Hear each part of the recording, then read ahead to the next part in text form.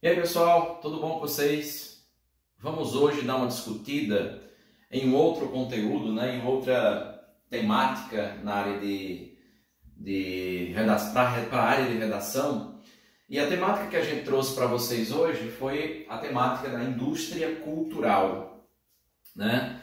Uma temática interessante porque assim, isso é um conceito, na verdade, indústria cultural é um conceito que foi criado em um determinado momento, por uma quantidade de pensadores e com o objetivo maior de tentar entender a sociedade da época.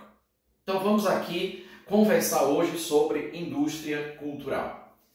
Seguinte, quando a gente fala de indústria cultural, toda vez que você estiver estudando e encontrar o termo indústria cultural, talvez a primeira coisa importante que você tenha que fazer seja contextualizar aonde é que surge o termo indústria cultural. Surge, na verdade, na década de 1940, tá? Com os pensadores da chamada Escola de Frankfurt, lá na Alemanha.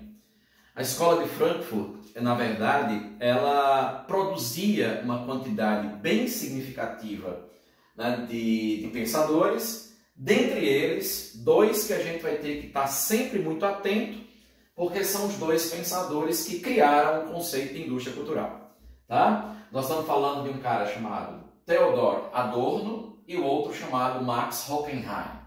Tá? Esses caras vão fazer o que, na verdade? Eles vão tentar fazer uma análise, utilizando o método marxista de explicação, sobre a indústria cultural e as suas consequências. Mas, a princípio, professor, o que é que esses homens entendem por indústria cultural?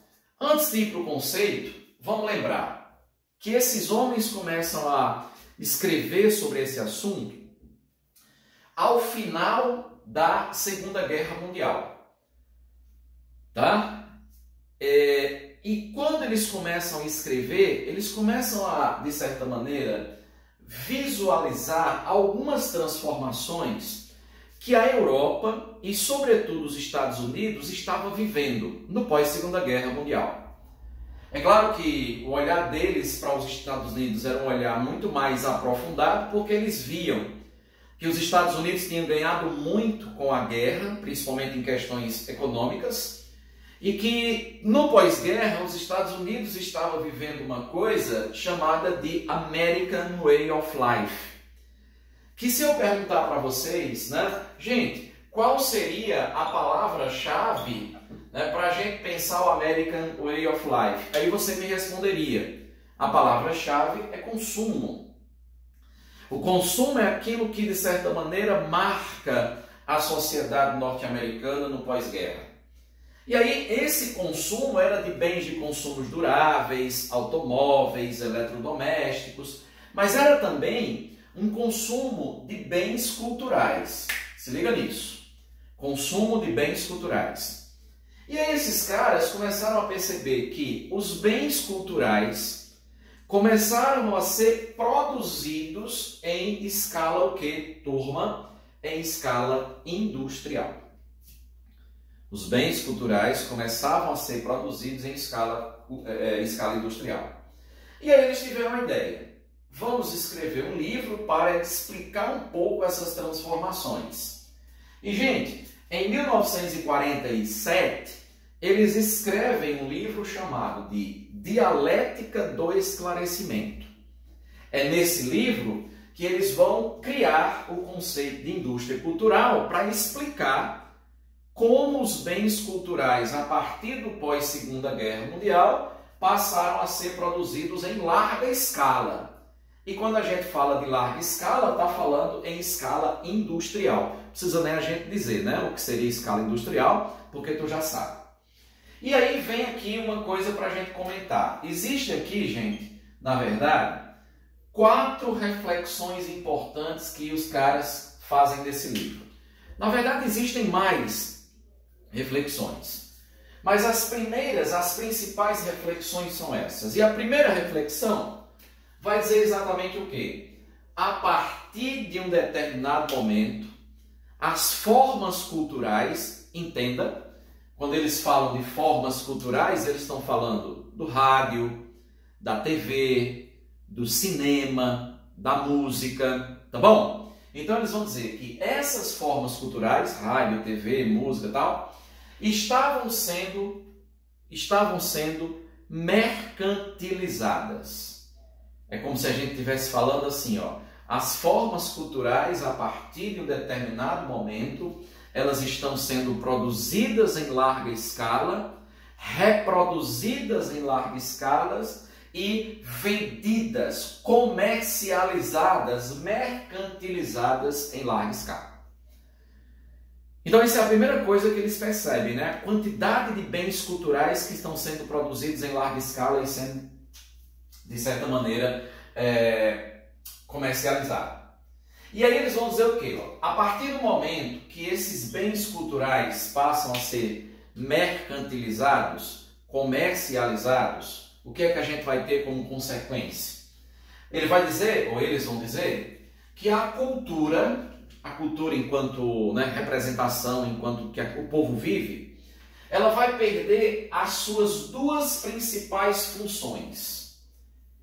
Esses caras defendem que a cultura ela tem uma função contemplativa.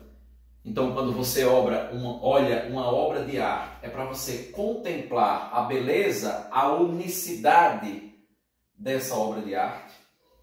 Aí eles dizem, quando essas obras de arte começam a ser produzidas em grande quantidade, a arte perde a sua função de contemplação.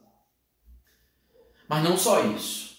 A arte também perderia a sua função de produzir nas pessoas um sentimento e uma mentalidade crítica. Entendam isso. Olha que legal. Tá? Então eles vão dizer que a mercantilização das formas culturais produz a ideia de que a cultura perde a sua função de contemplação e a sua função de produção de uma mentalidade crítica. Por isso que a gente pode inclusive afirmar que Adorno e Horkheim, eles vão ver na indústria cultural algo muito ruim. Eles vão ver na indústria cultural algo que não conseguiu trazer uma coisa positiva no que se refere à própria, né, construção do sujeito. E ele diz que quem, na verdade, mais consegue fazer isso, as formas culturais que mais conseguem fazer isso, é aquilo que ele vai chamar de indústria do entretenimento. E ele pega, por exemplo, coisas como TV, cinema e música, como sendo as três áreas onde nós tivemos a maior quantidade de produção de bens culturais reproduzidos. O cinema produziu muita quantidade, né? As músicas foram produzidas em imensa quantidade. Percebem isso? E nesse sentido, o que é que você tem? Ele vai dizer, ó, a partir do momento que essa indústria de entretenimento começou a produzir, vou bater muito nessa tecla, tá certo? Começou a produzir em escala industrial, então, ó, a arte necessariamente perde a sua função de contemplação, a sua função de crítica, entre outras milhões de coisas. E aí eles vão dizer, isso acontece por quê, professor Alisson? Isso acontece porque nós vamos ter que essa indústria cultural, ela tem alguns objetivos, tá? Não vamos pensar que é uma coisa, vamos dizer assim, que acontece de forma natural, de forma... Não, ele diz, tem um objetivo.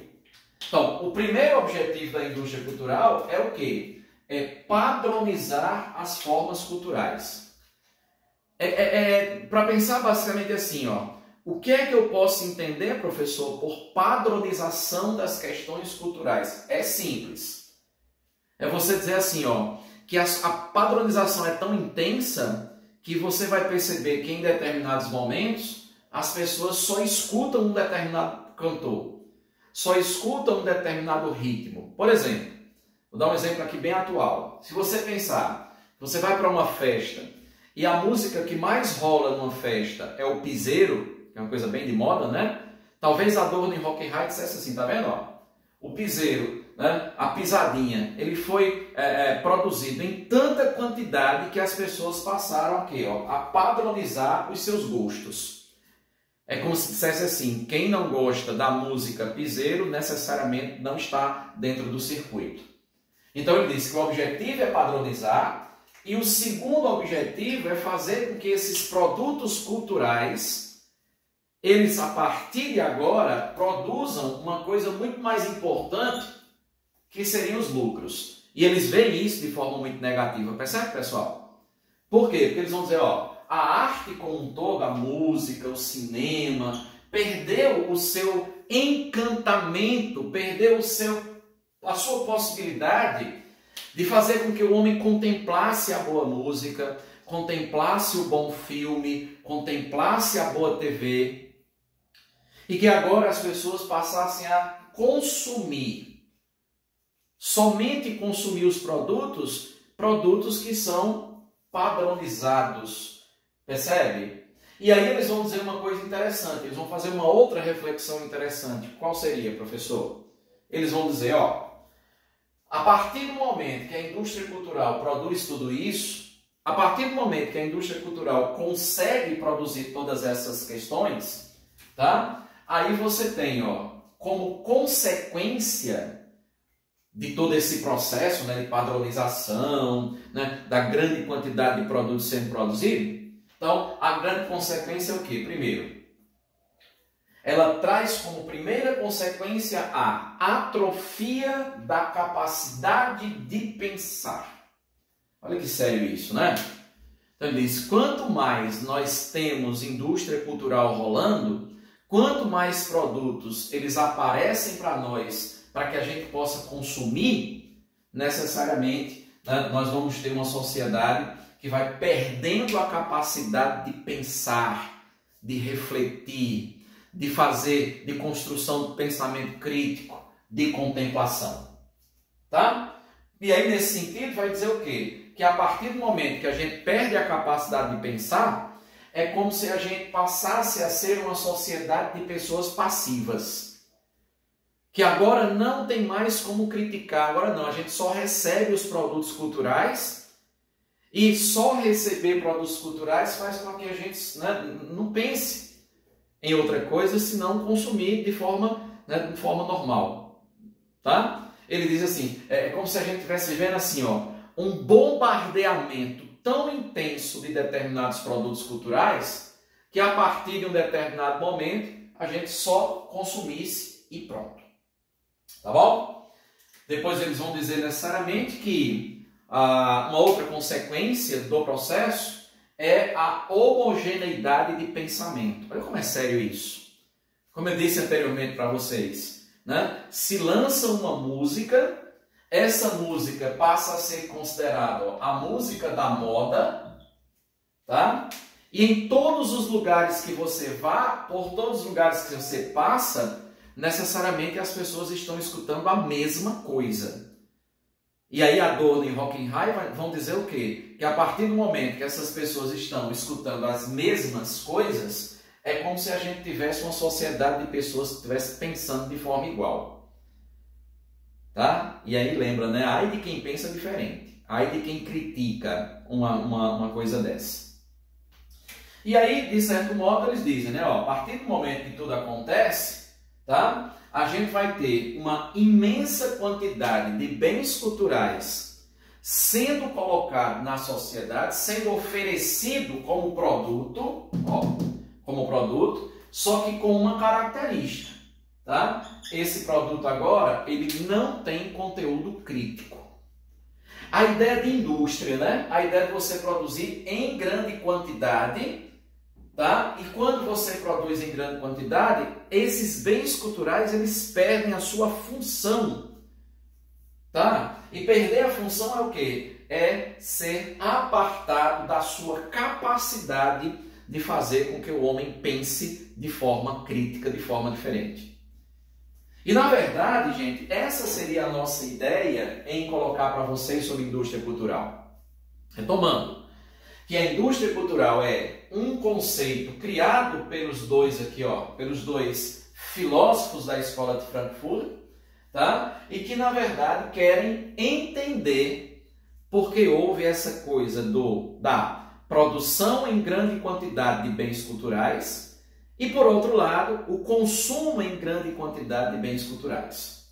E aí eles vão dizer, ó, a partir do momento que nós tivemos produção e consumo de forma rápida, de forma, né, popularizada, de forma serial, tudo isso, nós tivemos agora que pensar em algumas consequências disso, tá? E aí uma coisa que eu queria lembrar para vocês, quando vocês estiverem dando uma olhada nessa aula, pensem, esses são os principais pontos do livro A Dialética do Esclarecimento, tá? E essa parte aqui, que está em vermelho aqui embaixo, seriam as consequências, tá? As consequências da indústria cultural para a sociedade, tá bom? Então era isso, pessoal, que eu tinha para conversar com vocês hoje. Então espero que vocês tenham gostado e até a próxima.